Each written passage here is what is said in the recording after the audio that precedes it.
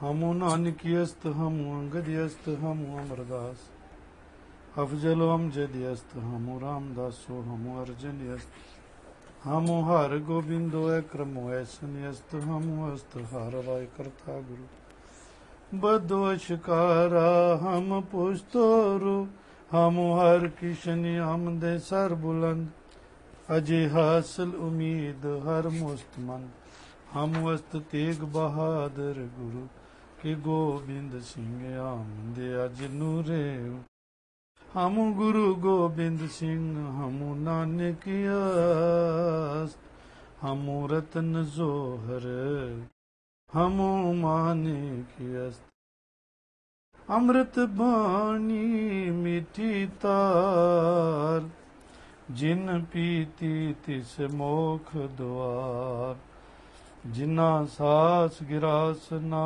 बीसरै हर नामा मन मंत धन से नानका पूरन सोई संत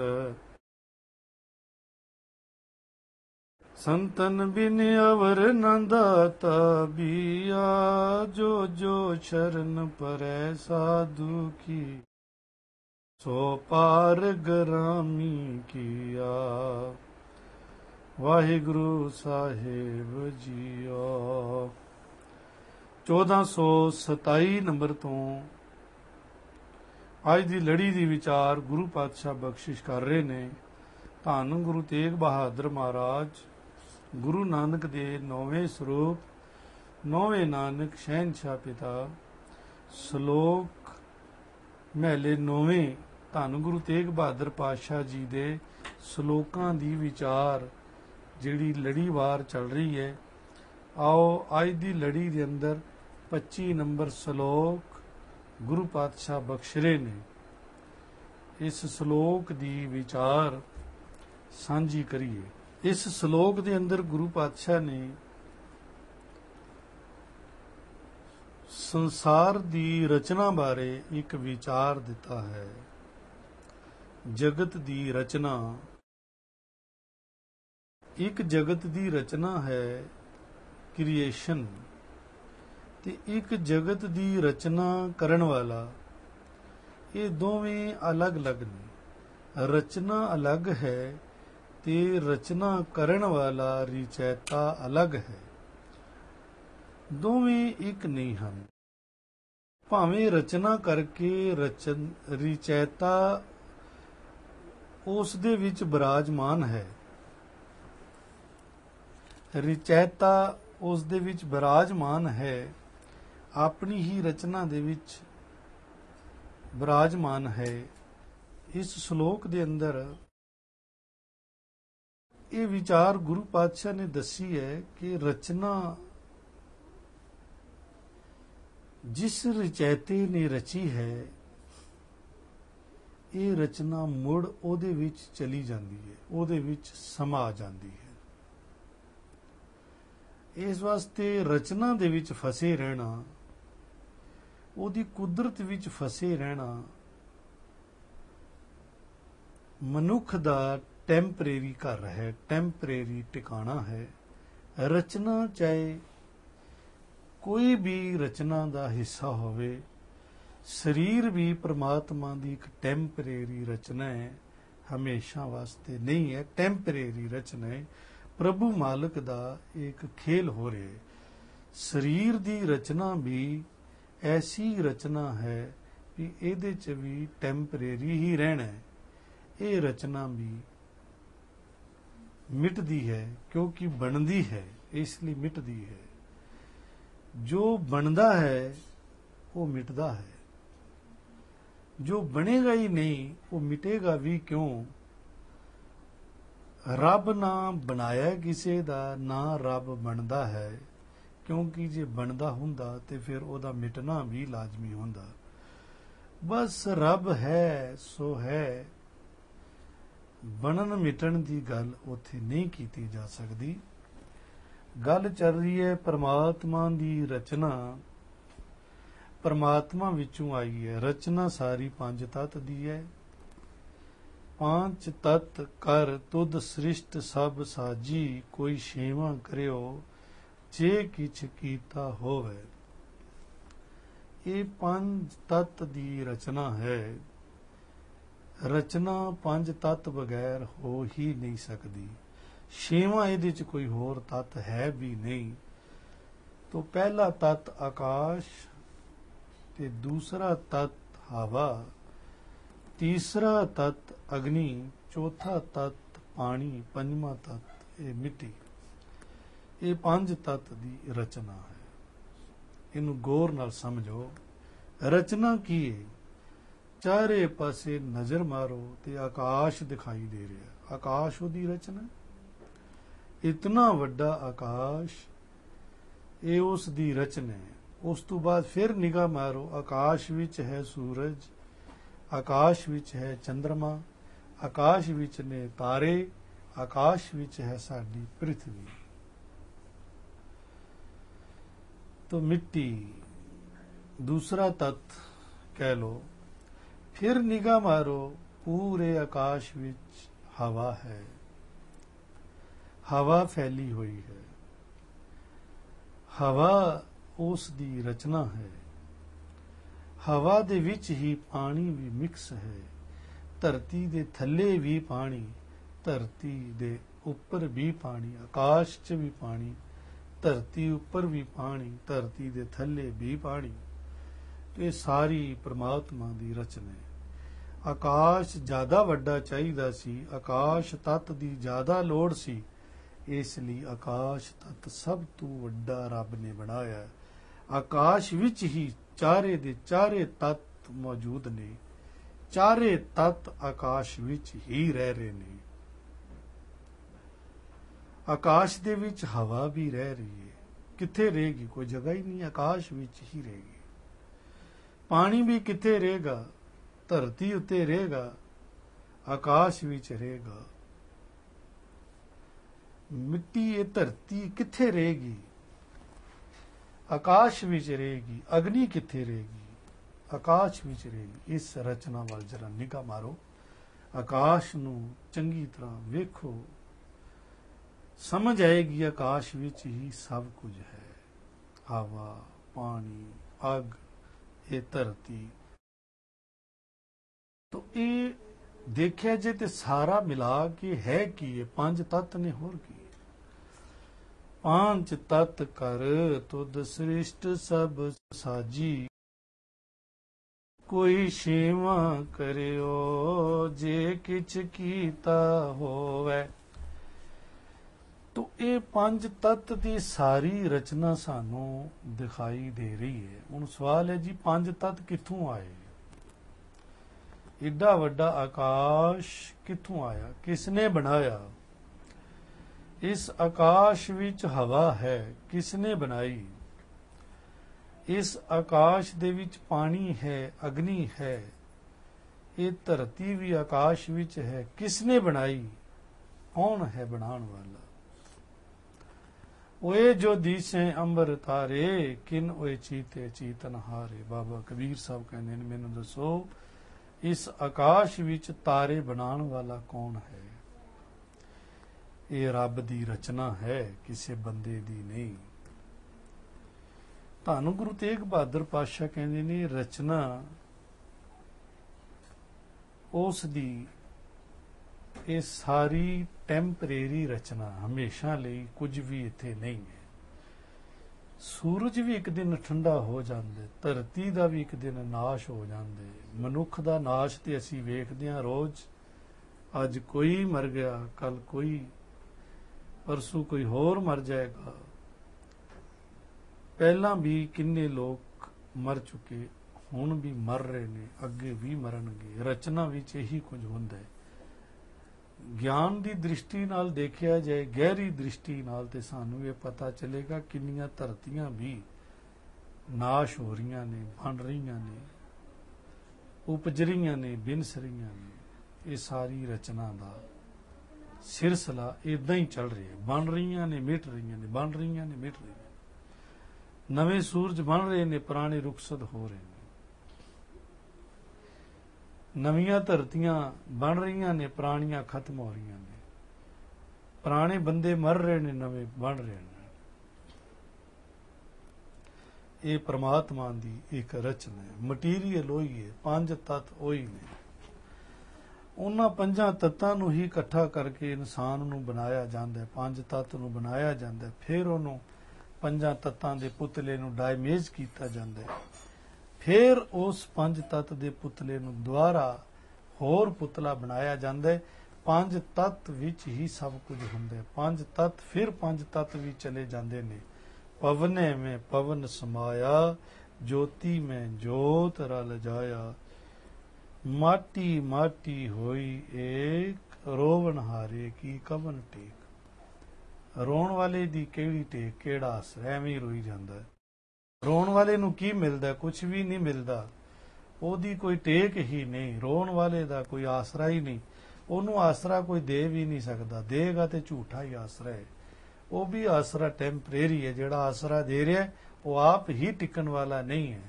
ਸਿਆਣਾ ਬੰਦਾ ਹੋਵੇਗਾ ਤੇ ਕਿਸੇ ਦੇ ਟਿਕਾਓ ਦੇ ਵਿੱਚ ਟਿਕੇਗਾ ਨਹੀਂ। ਉਹਨੂੰ ਪਤਾ ਹੈ ਕਿ ਇਹ ਵੀ ਬੇਕਾਰ ਦੀ ਬਾਤ ਹੈ। ਉਸ ਮਾਲਕ ਦੀ ਰਚਨਾ ਬੜੀ ਪਿਆਰੀ ਰਚਨਾ ਹੈ, ਬੜੀ ਮਿੱਠੀ ਰਚਨਾ ਹੈ। ਬਲਿਹਾਰੀ ਕੁਦਰਤ ਵਸਿਆ, ਕੁਦਰਤ ਵਿੱਚ ਵਾਸ ਕਰਦੇ ਪ੍ਰਮਾਤਮਾ। ਪਾਣੀ ਬਣਾ ਕੇ ਪਾਣੀ ਵਿੱਚ ਰਹਿੰਦੇ, ਹਵਾ ਬਣਾ ਕੇ ਹਵਾ ਵਿੱਚ ਰਹਿੰਦੇ, ਪਰ ਫਿਰ ਵੀ ਹਵਾ ਦਾ ਨਾਸ਼ ਹੁੰਦਾ, ਉਹਦਾ ਨਹੀਂ ਹੁੰਦਾ। ਮਨੁੱਖ ਬਣਾ ਕੇ ਮਨੁੱਖ ਵਿੱਚ ਰਹਿੰਦੇ, ਪਰ ਫਿਰ ਵੀ ਮਨੁੱਖ ਦਾ ਨਾਸ਼ ਹੁੰਦਾ, ਪੰਜ ਤੱਤ ਦਾ, ਉਹਦਾ ਨਹੀਂ ਹੁੰਦਾ। ਪੰਜ ਤੱਤ ਦਾ ਵੀ ਨਾਸ਼ ਨਹੀਂ ਹੁੰਦਾ। ਪੰਜ ਤੱਤ ਮੁੜ ਪੰਜ ਤੱਤਾਂ ਵਿੱਚ ਚਲੇ ਜਾਂਦੇ ਨੇ। ਪੰਜ ਤੱਤ ਦਾ ਇਹ ਪੁਤਲਾ ਬਿਖਰਦੇ ਨੇ ਪੰਜ ਤੱਤ, ਫਿਰ ਤੱਤ ਮੁੜ ਤੱਤਾਂ ਵਿੱਚ ਚਲੇ ਜਾਂਦੇ ਨੇ। ਤੇ ਇੱਕ ਦਿਨ ਤੱਤ ਹੀ ਮੁੜ ਪਰਮਾਤਮਾ ਵਿੱਚ ਚਲੇ ਜਾਂਦੇ ਨੇ। ਇੰਜ ਕਹਿ ਲੋ ਕਿ ਇਹਦੇ ਤਿੰਨ ਰੂਪ ਦਿਖਾਈ ਦੇ ਰਹੇ ਨੇ। ਪਹਿਲਾ ਰੂਪ ਪਰਮਾਤਮਾ, ਫਿਰ ਪਰਮਾਤਮਾ ਰਚਨਾ ਕਰਦੇ ਪੰਜ ਤੱਤ ਦੀ, ਪੰਜ ਤੱਤ ਬਣਾਉਂਦੇ ਤੇ ਪੰਜ ਤੱਤ ਤੋਂ ਫਿਰ ਸਾਰੀ ਰਚਨਾ ਰਚਦੇ। ਮਨੁੱਖ ਰਚਦੇ, ਪਸ਼ੂ ਰਚਦੇ, ਪੇੜ ਪੌਦੇ ਰਚਦੇ, ਪੱਥਰ ਰਚਦੇ। ਇਹ ਸਾਰੀ ਰਚਨਾ ਪੰਜ ਤੱਤ ਦੀ ਹੈ। ਤੋਂ ਪਹਿਲਾ ਕੰਮ ਪੰਜ ਤੱਤ ਦਾ ਉਹ ਕਰਦੇ, ਪੰਜ ਤੱਤ ਨੂੰ ਬਣਾਉਂਦੇ। ਤੇ ਪੰਜਾਂ ਤੱਤਾਂ ਵਿੱਚੋਂ ਵੀ ਪਹਿਲਾ ਤੱਤ ਉਹ ਹਵਾ ਨੂੰ ਬਣਾਉਂਦੇ। ਸਾਚੇ ਤੇ ਪਵਨਾ ਵਿਆ, ਤੇ ਪਵਨੇ ਤੇ ਜਲ ਹੋਏ। ਪਵਨ ਤੋਂ ਹੀ ਜਲ ਬਣਦੇ, ਪਾਣੀ ਬਣਦੇ। ਪਹਿਲੇ ਹਵਾ ਬਣਾਉਂਦੇ, ਹਵਾ ਤੋਂ ਪਾਣੀ ਬਣਾਉਂਦੇ, ਪਾਣੀ ਤੋਂ ਫਿਰ ਸਾਚੇ ਤੇ ਪਵਨਾ ਪਿਆ, ਪਵਨੇ ਤੇ ਜਲ ਹੋਏ। ਜਲ ਤੇ ਤ੍ਰਿਭਵਨ ਸੋ ਸਾਜਿਆ, ਘਟ ਘਟ ਜੋਤ ਸਮੋਏ। ਨੋਟ ਕਰੋ, ਪਹਿਲੇ ਪਰਮਾਤਮਾ ਪੰਜ ਤੱਤ ਬਣਾਉਂਦੇ, ਫਿਰ ਪੰਜ ਤੱਤ ਦੀ ਰਚਨਾ ਰਚਦਾ, ਪੰਜਾਂ ਤੱਤਾਂ ਤੋਂ ਸਾਰਾ ਖੇਲ ਚਲਾਉਂਦਾ ਹੈ। ਇਹ ਖੇਲ ਬੜਾ ਅਜੀਬ ਹੈ। ਪੰਜ ਤੱਤ ਤੋਂ ਉਪਜਦਾ ਸਭ ਕੁਝ, ਪੰਜ ਤੱਤ ਵਿੱਚ ਫਿਰ ਚਲਾ ਜਾਂਦਾ, ਫਿਰ ਉਪਜਦਾ, ਫਿਰ ਚਲਾ ਜਾਂਦਾ। ਇਹ ਕਈ ਵਾਰ ਇਸ ਤਰ੍ਹਾਂ ਹੁੰਦਾ ਹੈ। ਪੰਜ ਤੱਤ ਅਨੇਕ ਰੂਪ ਧਾਰਨ ਕਰਦੇ ਨੇ, ਫਿਰ ਪੰਜ ਤੱਤ ਆਪਣੀ ਆਪਣੀ ਜਗ੍ਹਾ ਪਹੁੰਚ ਜਾਂਦੇ ਨੇ। ਮਨੁੱਖ ਦੇ ਅੰਦਰੋਂ ਹਵਾ ਨਿਕਲ ਗਈ, ਵਿਆਪਕ ਹਵਾ ਜਿਹੜੀ ਉਹਦੇ ਚ ਚਲੀ ਜਾਂਦੀ। ਪਾਣੀ ਬੰਦੇ ਦੇ ਅੰਦਰ ਹੈ, ਪਾਣੀ ਨਿਕਲ ਕੇ ਪਾਣੀ ਵਿੱਚ ਚਲਾ ਜਾਂਦਾ। ਮਿੱਟੀ ਨਿਕਲ ਕੇ ਮਿੱਟੀ ਵਿੱਚ ਚਲੀ ਜਾਂਦੀ। ਆਕਾਸ਼ ਨਿਕਲ ਕੇ ਆਕਾਸ਼ ਵਿੱਚ ਚਲਾ ਜਾਂਦਾ। ਆਕਾਸ਼ ਵਿੱਚ ਹੀ ਤੇ ਸਭ ਕੁਝ ਹੋਇਆ ਹੈ, ਉੱਥੇ ਦਾ ਉੱਥੇ ਟਿਕਿਆ ਹੋਇਆ। ਇਸ ਤਰ੍ਹਾਂ ਇਹ ਰਚਨਾ ਚੱਲ ਰਹੀ ਹੈ ਪੰਜਾਂ ਤੱਤਾਂ ਦੀ। ਲਾਸਟ ਵੀ ਜਿਸ ਦਿਨ ਉਹ ਆਪਣਾ ਪਸਾਰਾ ਖਤਮ ਕਰਦਾ ਹੈ, ਉਸ ਦਿਨ ਸਭ ਨੂੰ ਪੰਜ ਤੱਤ ਵਿੱਚ ਮਿਲਾ ਦਿੰਦਾ ਹੈ ਤੇ ਪੰਜ ਤੱਤਾਂ ਨੂੰ ਆਪਣੇ ਵਿੱਚ ਖਿੱਚ ਲੈਂਦਾ, ਸਮੋ ਲੈਂਦਾ। ਇਹ ਹੈ ਉਹਦੀ ਰਚਨਾ। ਧੰਨ ਗੁਰੂ ਤੇਗ ਬਹਾਦਰ ਸਾਹਿਬ ਇਸ ਰਚਨਾ ਉਤੇ ਇੱਕ ਵਿਚਾਰ ਦੇ ਰਹੇ ਨੇ। ਜੈਸੇ ਜਲ ਤੇ ਬੁੱਧ ਬੁੱਧਾ, ਉਪਜੈ ਬਿਨ ਸੈ ਨੀਤ, जग रचना तैसे रची, को नानक सुन मीत। ਉਦਾਹਰਨਾਂ ਬੜੀ ਪਿਆਰੀ ਦਿੱਤੀ ਹੈ। ਜਿਸ ਤਰ੍ਹਾਂ ਜਲ ਦੇ ਵਿੱਚ ਬੁੱਧ ਬੁੱਧਾ ਉਪਜਦਾ ਹੈ, ਜਿਹਨੂੰ ਅਸੀਂ ਕਹਿੰਦੇ ਹਾਂ ਬੁਲਬੁਲਾ, ਪੰਜਾਬੀ ਦਾ ਲਫ਼ਜ਼ ਹੈ ਬੁਲਬੁਲਾ। ਬ੍ਰਿਜ ਭਾਸ਼ਾ 'ਚ ਕਹਿੰਦੇ ਬੁੱਧ ਬੁੱਧਾ, ਹਿੰਦੀ ਬ੍ਰਿਜ ਭਾਸ਼ਾ ਬੁੱਧ ਬੁੱਧਾ ਕਹਿੰਦੇ, ਪਾਣੀ ਦਾ ਬੁੱਧ ਬੁੱਧਾ। ਪੰਜਾਬੀ 'ਚ ਕਹਿੰਦੇ ਬੁਲਬੁਲਾ। ਮਨੁੱਖ ਪਾਣੀ ਦੇ ਬੁਲਬੁਲੇ ਸਮਾਨ ਹੈ। ਜਿਵੇਂ ਇੱਕ ਬੁਲਬੁਲਾ ਪੈਦਾ ਹੁੰਦੇ, ਉਹਦੀ ਹੋਂਦ ਦਿਖਾਈ ਦਿੰਦੀ ਹੈ ਕਿ ਇਹ ਪਾਣੀ ਦਾ ਬੁਲਬੁਲਾ ਹੈ।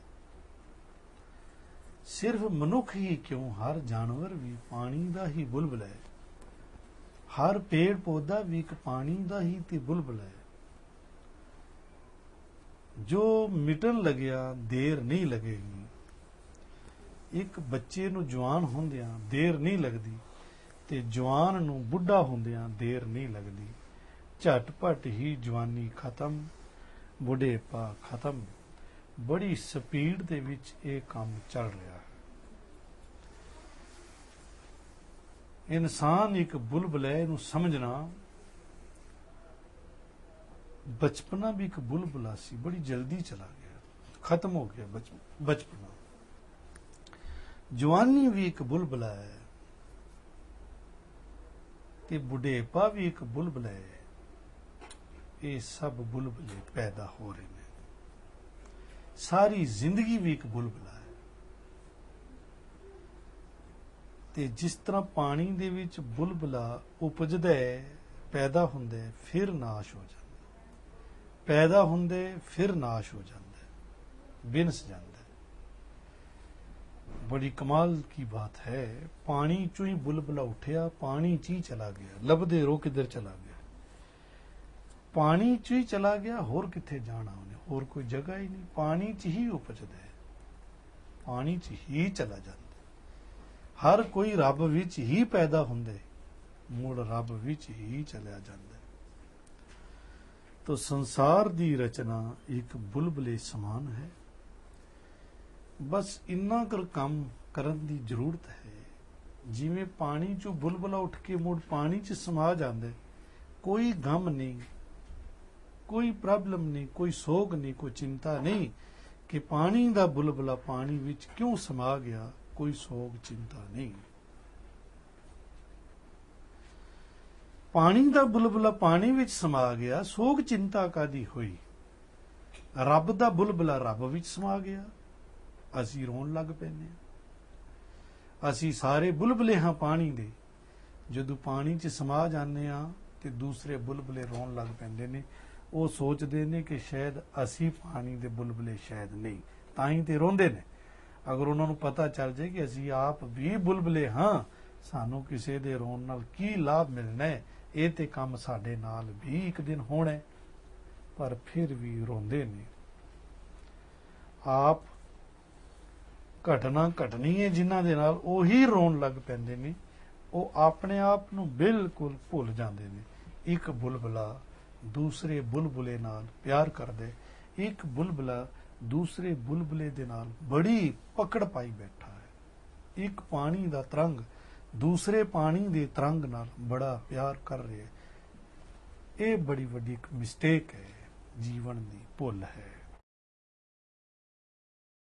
ਚਾਹੀਦਾ ਤੇ ਹੈ ਕਿ ਪਾਣੀ ਦਾ ਬੁਲਬੁਲਾ ਪਾਣੀ 'ਚ ਸਮਾਉਂਦਾ ਹੈ ਤੇ ਉਹਨੂੰ ਪਾਣੀ ਨਾਲ ਪਿਆਰ ਹੋਣਾ ਚਾਹੀਦਾ, ਕਿਉਂਕਿ ਪਾਣੀ ਦੀ ਚੀਜ਼ ਹੈ ਉਹ। ਪਰ ਬੁਲਬੁਲੇ ਜਿੰਨੇ ਵੀ ਪੈਦਾ ਹੁੰਦੇ ਨੇ, ਉਹ ਆਪਸ ਵਿੱਚ ਹੀ ਇੱਕ ਦੂਸਰੇ ਨਾਲ ਪਕੜ ਪਾ ਲੈਂਦੇ ਨੇ। ਜਿੱਥੋਂ ਉਹ ਪੈਦਾ ਹੁੰਦੇ ਨੇ ਉਹਨੂੰ ਭੁੱਲ ਹੀ ਜਾਂਦੇ ਨੇ, ਉਹਦਾ ਕੋਈ ਚੇਤਾ ਹੀ ਨਹੀਂ ਰਹਿੰਦਾ। ਬਸ ਐਨੀ ਜੀ ਤੇ ਗੱਲ ਹੈ। ਧਰਮੀ ਤੇ ਅਧਰਮੀ 'ਚ ਕੀ ਫਰਕ ਹੈ? ਧਰਮੀ ਤੇ ਅਧਰਮੀ 'ਚ ਇਹ ਫਰਕ ਹੈ, ਜਿਹੜਾ ਧਰਮੀ ਹੈ ਉਹ ਸਮਝਦਾ ਕਿ ਅਸੀਂ ਸਾਰੇ ਰੱਬ 'ਚੋਂ ਪੈਦਾ ਹੋਏ ਹਾਂ ਤੇ ਰੱਬ 'ਚ ਸਮਾ ਜਾਣਾ ਹੈ। ਰੱਬ ਸਾਡਾ ਸਾਗਰ ਹੈ, ਜਲ ਹੈ। ਅਸੀਂ ਉਸ ਜਲ ਦੇ ਬੁਲਬੁਲੇ ਹਾਂ, ਮੁੜ ਪਾਣੀ 'ਚ ਸਮਾ ਜਾਵਾਂਗੇ, ਦਿਖਾਂਗੇ ਵੀ ਨਹੀਂ, ਪਤਾ ਵੀ ਨਹੀਂ ਚੱਲੇਗਾ ਇਹ ਬੁਲਬੁਲਾ ਕਿੱਥੇ ਚਲਾ ਗਿਆ, ਮੁੜ ਪਾਣੀ 'ਚ ਸਮਾ ਗਿਆ। ਤੇ ਉਪਜਿਆ ਵੀ ਪਾਣੀ ਵਿੱਚ ਹੀ ਸੀ। ਤੇ ਫਿਰ ਪਾਣੀ ਨਾਲ ਹੀ ਕਿਉਂ ਨਾ ਪਿਆਰ ਕੀਤਾ ਜਾਏ, ਪਾਣੀ ਦੇ ਨਾਲ ਹੀ ਕਿਉਂ ਨਾ ਪਕੜ ਪਾਈ ਜਾਏ। ਫਿਰ ਰੋਣੇ ਧੋਣੇ ਖਤਮ ਹੋ ਜਾਣਗੇ, ਦੁੱਖ ਤਕਲੀਫਾਂ ਖਤਮ ਹੋ ਜਾਣਗੀਆਂ। ਜਦੋਂ ਪਾਣੀ ਜੋ ਸਾਡਾ ਮੇਨ ਹੈ, ਘਰ ਹੈ, ਜੜ ਹੈ, ਬੁਲਬੁਲਿਆਂ ਦਾ ਘਰ ਤੇ ਪਾਣੀ ਹੈ, ਜਲ ਹੈ, ਕਿਉਂਕਿ ਜਲ ਚ ਹੀ ਸਮਾਏਗਾ, ਕਿਉਂਕਿ ਉਪਜਦਾ ਵੀ ਪਿਆ ਉਤੋਂ ਹੈ। ਕੋਈ ਗਮ ਵੀ ਨਹੀਂ ਹੋਵੇਗਾ। ਇਹ ਧਰਮੀ ਦੀ ਪਹਿਚਾਣ ਹੈ। ਅਧਰਮੀ ਉਹ ਹੈ ਜਿਹੜਾ ਇੱਕ ਦੂਸਰੇ ਨਾਲ ਅਟੈਚਮੈਂਟ ਬਣਾਉਂਦਾ, ਇੱਕ ਦੂਸਰੇ ਨਾਲ ਬੜੀ ਪਕੜ ਪਾ ਲੈਂਦਾ। ਇੱਕ ਬੁਲਬੁਲਾ ਦੂਸਰੇ ਬੁਲਬੁਲੇ ਨਾਲ ਪਿਆਰ ਕਰਦਾ, ਪਕੜ ਪਾ ਲੈਂਦਾ। ਇੰਜ ਕਹਿ ਲਓ, ਇੱਕ ਬੁਲਬੁਲਾ ਦੂਸਰੇ ਬੁਲਬੁਲੇ 'ਚ ਸਮਾਉਣਾ ਚਾਹੁੰਦਾ, ਨਹੀਂ ਸਮਾ ਸਕੇਗਾ, ਕਿਉਂਕਿ ਜਿਹੜਾ ਬੁਲਬੁਲਾ ਆਪਣੇ 'ਚ ਸਮਾਉਣ ਦੀ ਕੋਸ਼ਿਸ਼ ਕਰੇਗਾ, ਪਹਿਲੇ ਉਸ ਦਾ ਥਾਂ ਟਿਕਾਣਾ ਕਿਹੜਾ, ਉਹਨੇ ਆਪ ਪਾਣੀ ਵਿੱਚ ਸਮਾ ਜਾਣਾ। ਉਹਦੇ ਵਿੱਚ ਕੌਣ ਸਮਾ ਸਕਦਾ? ਉਹ ਤੇ ਆਪਣੇ ਆਪ ਦੇ ਵਿੱਚ ਪੂਰਾ ਹੈ, ਮੁਕੰਮਲ ਹੈ।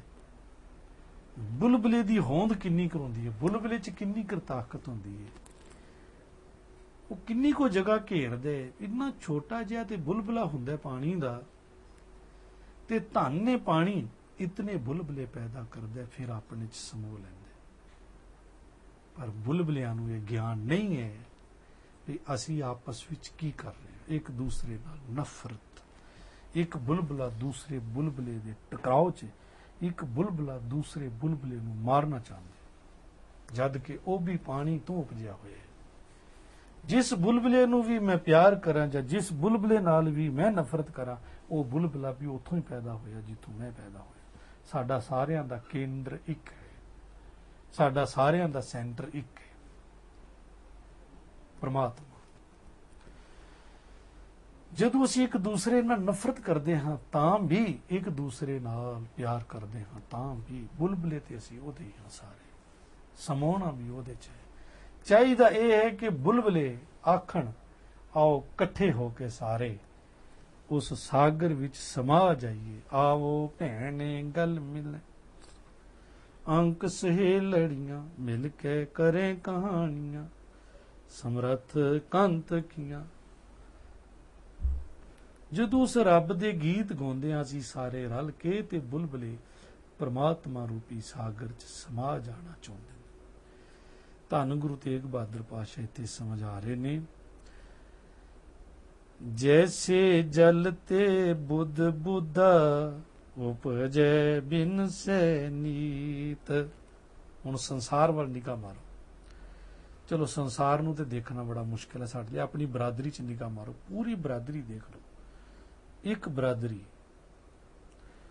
ਉਸ ਬਰਾਦਰੀ 'ਚ ਕਿੰਨੇ ਲੋਕ ਨਵੇਂ ਪੈਦਾ ਹੋਏ, ਕਿੰਨੇ ਪੁਰਾਣੇ ਮਰ ਗਏ, ਕਿੰਨੇ ਹੁਣ ਮਰ ਰਹੇ ਨੇ, ਮਰਨ ਦੇ ਬਿਲਕੁਲ ਤਿਆਰ ਹੈਗੇ ਨੇ, ਖੜੇ ਨੇ, ਵਾਰੀ ਆਈ ਹੋਈ ਹੈ ਉਹਨਾਂ ਦੀ।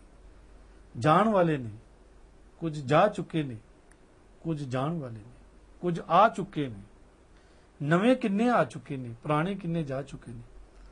ਕੀ ਇਹ ਇਦਾਂ ਨਹੀਂ ਹੈ ਜਿਵੇਂ ਪਾਣੀ ਦੇ ਵਿੱਚ ਬੁਲਬੁਲੇ ਪੈਦਾ ਹੁੰਦੇ ਨੇ, ਫਿਰ ਨਵੇਂ ਪੈਦਾ ਹੁੰਦੇ ਨੇ, ਪੁਰਾਣੇ ਚਲੇ ਜਾਂਦੇ ਨੇ, ਬੁਲਬੁਲੇ ਆਏ ਗਏ ਆਏ ਗਏ।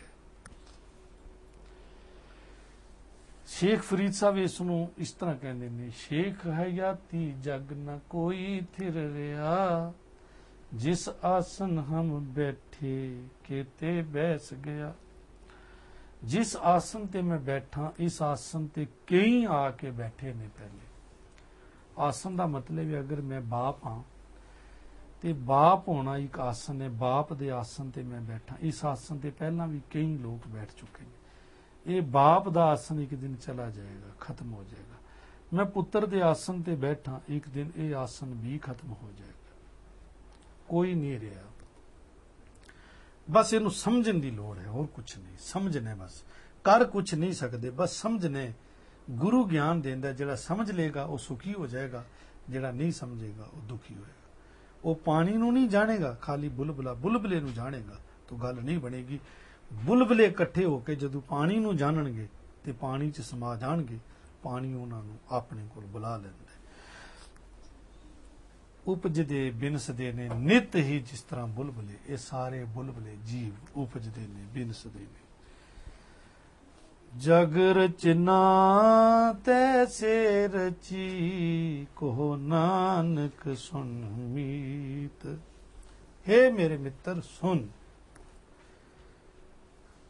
किन्ने प्यार दे विच कहंदे ने, मित्र कहंदे ने, अपने गुरसिखां नूं मित्र कहंदे ने। ये नहीं कहंदे मेरे चेलिओ सुनो, ये नहीं कहंदे मेरे मित्रो सुनो। जगत दी रचना वाइन बिल्कुल इसे तरह है, बुलबुले समान। जगत दी रचना टैंपरेरी है, फिर टैंपरेरी रचना दे विच नहीं रहना है, रहना पेगा, रहन आए हाँ। बस इन्ना कम करने, साधो ए तन मिथ्या जानो, इस तन नूं मिथ्या समझो। पर जिसने तन बनाया है वो तो मिथ्या नहीं हैगा ना। तन मिथ्या है पर जिसने तन बनाया है वो तो मिथ्या नहीं है। पेड़ मिथ्या है पर जिसने पेड़ बनाया है वो तो मिथ्या नहीं है। पशु मिथ्या नहीं पर जिसने पशु बनाए नहीं वो तो मिथ्या नहीं। सूरज मिथ्या है पर सूरज जिसने बनाया है वो मिथ्या नहीं है। ਜਿਹੜਾ सूरज चला रहा है ਉਹਨੂੰ जान ले। गुरु तेग बहादुर पातशाह कहते ने इस साधो ए तन मिथ्या जानो, जां भीतर गोबिंद बसत है। ਜਿਹੜਾ अंदर रब वस रहा है ना ਉਹਨੂੰ पहचान। साचो ताहे पहचानो, ਉਹਨੂੰ ਤੁਸੀਂ सच करके पहचान लो कि ਉਹ सच स्वरूप है ਜਿਹੜਾ मेरे अंदर वास करदा है। ਉਹਨੂੰ जान। बस इस रचना की समझ आ गई। रचना की निंदिया ना कर, रचना नूं बुरा भला ना कह, क्योंकि रचना नूं बुरा भला कहण दा मतलब रब नूं बुरा भला कहना। संसार की रचना नूं निंदण दा मतलब है परमेश्वर नूं निंदना। किसी रचना नूं कहना भी ये ठीक नहीं तो परमात्मा ने ठीक नहीं बनाई, ये कहण दा मतलब कहंदे ये ना कह तूं, तेरा काम इन्ना ही है कि जिसने रचना बनाई है उस नूं जान ले। जिसने रचना रची है उसनूं पहचान ले। फिर रचना मुड़ ओदे च समा ही जाएगी। जद तक ये खेल चल रहा है तेरे जीवन का खेल भी समाप्त हो जाएगा। तेनू द्वारा इस खेल दे विच आके दुख नहीं भोगने पैणगे। इस खेल दे विचों निकल जाएगा अगर खेल की पहचान गुरु पातशाह कृपा करके साड़ी सूझ समझ विच दे देन। ऐसी है जगत की रचना। आओ इस श्लोक नूं पढ़ लीए। हर श्लोक दो लाइनां दे श्लोक ने, हर श्लोक दे विच दो लाइनां ने। इस श्लोक दे अंदर भी केवल दो लाइनां ने। पहली लाइन दे विच जगत उपजदा बिनसदा नित नित हर वेले ऐसे उपजदा जैसे पानी दे विच बुलबुले बनदे ने मिटदे ने, बनदे ने मिटदे ने। एक तो ये दस्या कहंदे जगत दी रचना ऐसे रची हुई है। हे मेरे मित्र तू ये मेरी गल सुन ले। जीवन च कदी सोचना जगत दी रचना वाकई ही बुलबुले समान सानू लगदी है।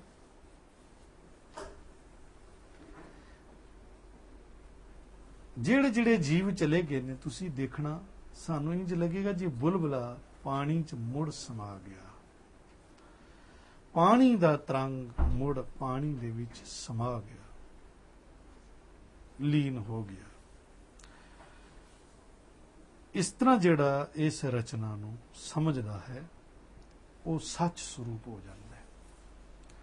एक गुरु तेग बहादुर पातशाह दा पावन बचन है, साधो रचना राम बनाई। ये रचना राम दी, व्यापी राम दी बनाई हुई है। पर इस रचना दे विच एक बहुत वड्डी भुल होंदी है कि एक बिनसै, एक अस्थिर कर्मा ने, एक ते बिनस रहा है, मर रहा है, दूसरा अपने आप नूं सदीवी समझ रहा। बस ये भुल है। सब कुछ रचना नूं समझ लेना ये बड़ी वड्डी मिस्टेक है, गलती है।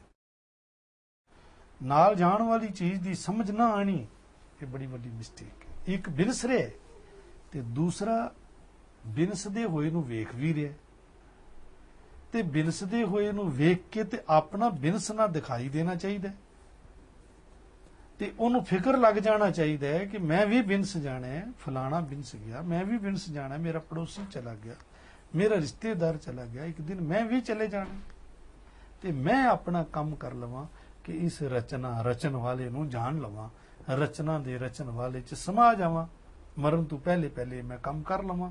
ਇਹੀ ਕੰਮ ਮੈਨੂੰ ਮਿਲਿਆ ਇਸ ਜੂਨੀ ਚ। ਪਰ ਗੁਰੂ ਤੇਗ ਬਹਾਦਰ ਪਾਤਸ਼ਾਹ ਕਹਿੰਦੇ ਗੱਲ ਉਲਟ ਹੈ ਕਿ ਮਨੁੱਖ ਕੀ ਕਰਦਾ, ਇੱਕ ਬਿਨ ਸੈ ਇੱਕ ਅਸਥਿਰ ਕਰ ਮਨ, ਇੱਕ ਬਿਨਸ ਰਿਹਾ, ਇੱਕ ਆਪਣੇ ਆਪ ਨੂੰ ਸਦੀਵੀ ਕਰਕੇ ਮੰਨ ਰਿਹਾ। ਇੱਕ ਬਿਨ ਸੈ ਇੱਕ ਅਸਥਿਰ ਮਨ, ਅਚਰਜ ਲਖਿਓ ਨਾ ਜਾਏ। ਇਹ ਬਹੁਤ ਅਚਰਜ ਕੋਤਕ ਹੈ, ਬਹੁਤ ਸਰਪ੍ਰਾਈਜ਼ ਦੇਣ ਵਾਲਾ ਇਹ ਕੋਤਕ ਹੈ ਇਸ ਰਚਨਾ ਦੇ ਅੰਦਰ, ਜਿਸ ਨੂੰ ਕੋਈ ਸਮਝ ਨਹੀਂ ਪਾਉਂਦਾ ਹੈ, ਸੂਝ ਸਮਝ ਤੋਂ ਬਾਹਰ ਹੈ। आओ इस श्लोक दियां 2 लाइनां पढ़ लीए फिर समाप्ति। जैसे जलते बुध बुधा उपजै बिन सै नीत, जग रचना तैसे रची, को नानक सुन मीत। वाहिगुरु जी का खालसा, वाहिगुरु जी की फतेह।